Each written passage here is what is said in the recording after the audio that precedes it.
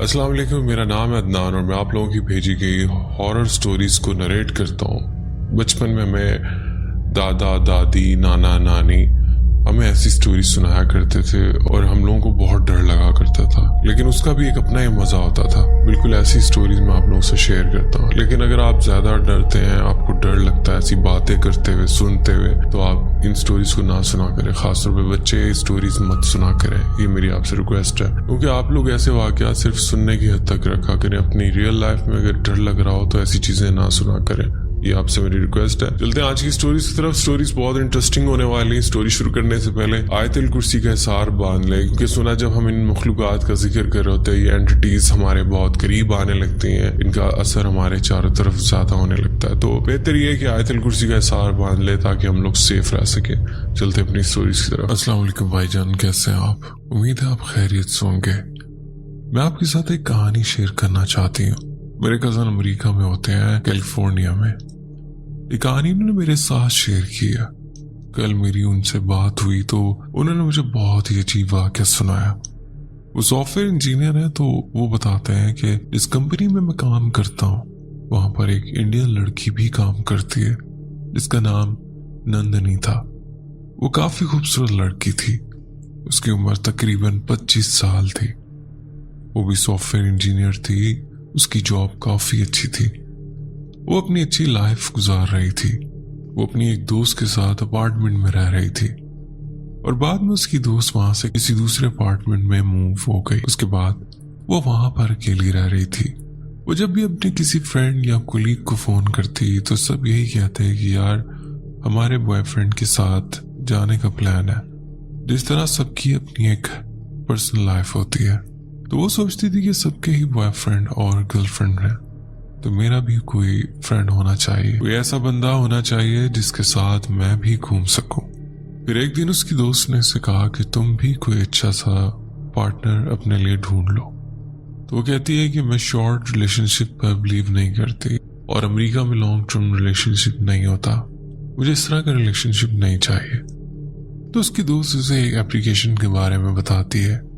यहाँ मैं उस एप्लीकेशन का नाम आपको नहीं बता सकती।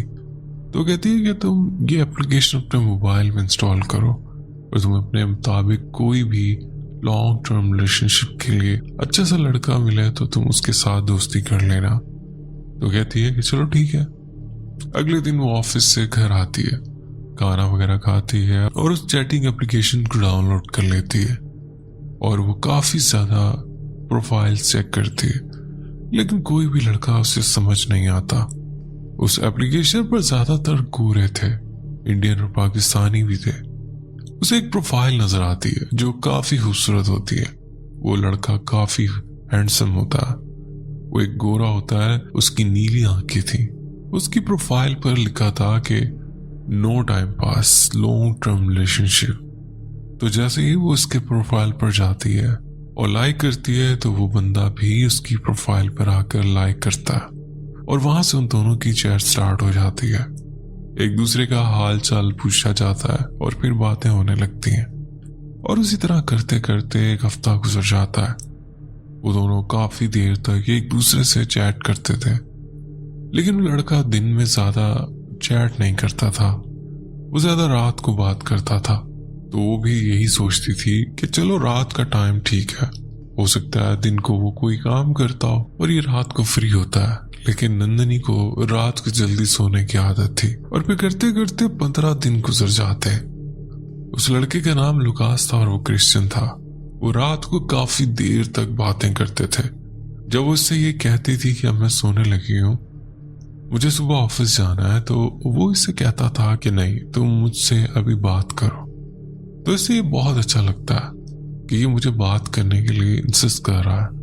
एक दिन ऐसा होता है कि वो ऑफिस से आकर जल्दी सो जाती है और उस लड़के के मैसेजेस का जवाब नहीं देती। जब वो सुबह उठकर देखती है तो वो लड़का काफी गुस्सा था और मैसेज पर कह रहा था कि तुमने मेरे मैसेजेस का जवाब क्यों नहीं दिया, मेरी कॉल क्यों नहीं अटेंड की, तुम कहाँ हो। तकरीबन 50-60 मैसेजेस होते हैं। तो वो हैरान रह जाती है कि ये क्या कोई लड़का मुझे इतना भी पसंद कर सकता है, और वो भी इतना खूबसूरत।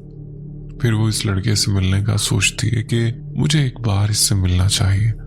उससे पहले कि वो इससे कहती, लुकास उसे कह देता है मिलने का। उसे कहता है कि चलो कहीं चलते हैं। तो वो सोचती है कि इसने खुद मुझसे मिलने का कह दिया तो कहीं ये भी दूसरों की तरह न निकले, ऐसा ना हो कि ये मुझे किसी क्लब या बार में ले जाए। लेकिन लुकास ने ये कहा कि हम वॉक पर चलते हैं। तो वो काफी हैरान होती है। ये बात सुनकर वो बहुत ज्यादा खुश होती है कि ये तो बहुत ही अलग लड़का है। जैसा मैं सोचती थी ये बिल्कुल वैसा ही है। वो इस जगह के बारे में पूछती है तो वो इसे लोकेशन सेंड कर देता है और फिर वो उस जगह पहुंच जाती है। तो जब वो इस जगह पहुंचती है तो इसे अपनी गाड़ी काफी पीछे पार्क करनी पड़ती है और आगे पैदल चलकर जाना पड़ता है। तो वो गली में से पैदल ही आ रही होती है। उस पूरी गली में काफी अंधेरा होता है। वहां पर बहुत मुश्किल से एक दो ही घर थे। वो एक पतली सी गली थी और वो लड़का दूर एक कोने में खड़ा था। वो उसे दूर से ही देख लेती है। वो इतना ज्यादा गोरा और खूबसूरत था, वो दूर से ही चमक रहा था।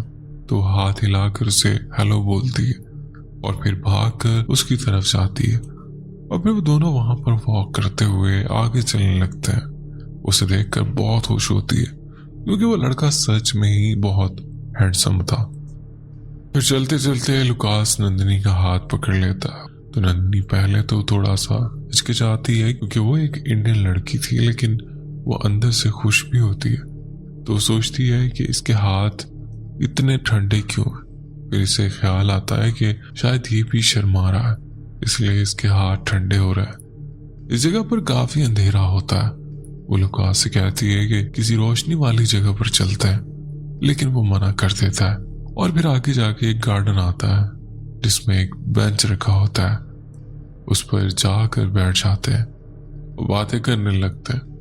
वो किसी भी बात का पूरा जवाब नहीं देता था, वो बस टुकड़ों में बात करता था, मतलब हाँ ठीक है। और फिर जब वो टाइम देखती है तो वो कहती है कि टाइम काफी हो गया, अब मुझे चलना चाहिए। क्योंकि इनकी फर्स्ट डेट थी और इस रात देर तक बैठना अच्छा नहीं लग रहा था। वो इसे बार बार इंसिस्ट कर रहा था कि अभी रुक जाओ, लेकिन वो कह रही थी कि नहीं मुझे देर हो रही है। तो वो कहता है कि चलो ठीक है। तो फिर वो एकदम से उसका हाथ छोड़ देता है और वो वहां से चली जाती है। वो वहीं पर बैठा होता है। जब वो थोड़ा सा आगे जाती है तो सोचती है कि पीछे मुड़कर उसको हाय कर दूं, लेकिन जब वो पीछे मुड़कर देखती है तो वहां कोई नहीं होता। लुकास जा चुका था, वो उसे कहीं भी नजर नहीं आता। तो वो सोचती है कि इतनी देर में कहाँ चला गया, अभी तो यहीं था, इतनी जल्दी ये कहाँ गायब हो गया। पहले तो इसे इधर उधर ढूंढती है, लेकिन फिर वो इसे कहीं नजर नहीं आता। गलियों में भी अंधेरा था। फिर वो सोचती है कि हो सकता है वो चला गया हो।